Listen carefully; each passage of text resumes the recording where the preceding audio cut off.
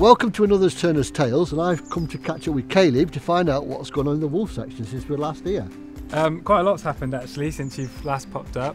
So we've moved the Canadian wolves into Django and Liska's old paddock, and then we've redone the whole wolf section fence line to bring the 8 Europeans out into the drive-through. So we now have the 8 Europeans out in the drive-through.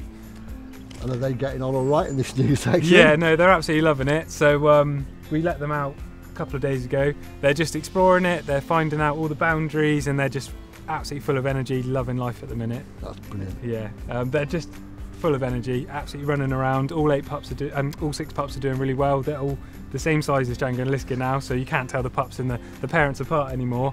But yeah, we've seen such personalities develop since they've been in the drive-through, because they've got that space and that ability to sort of really have that pack mentality. Yeah, so I mean, this is a lovely section because you've got loads of trees in there. You've got all the dips and hollows. We're going to do some enrichment in there, aren't we, later on? You know, do some mounds and stuff and get ready. But we can do that because we can work with the wolves when we're outside, so that's fine.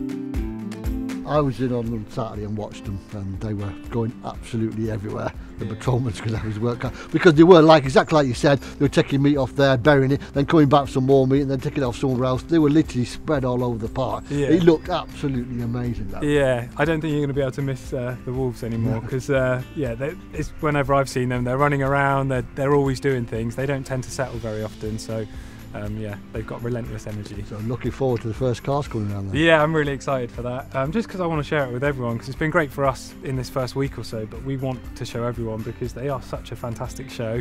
And obviously their behaviour's changing as well this time of year. Liska may come into season again. Obviously there's been a lot of change, but the dream would be to have more pups in the future, so maybe this year or next year, but we've got a good chance of it. So yeah, well, fingers crossed for that then. Yeah.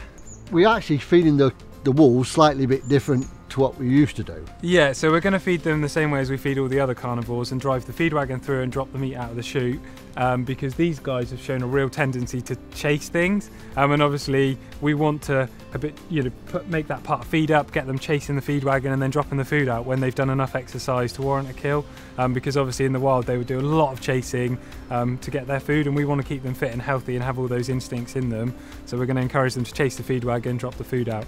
So literally just out of the chute like we do with lions, just dropping out the bottom. Yeah. Interesting. We're about to do feed up if you'd love to go and see it, Ian. Yeah, come on. Let's do it.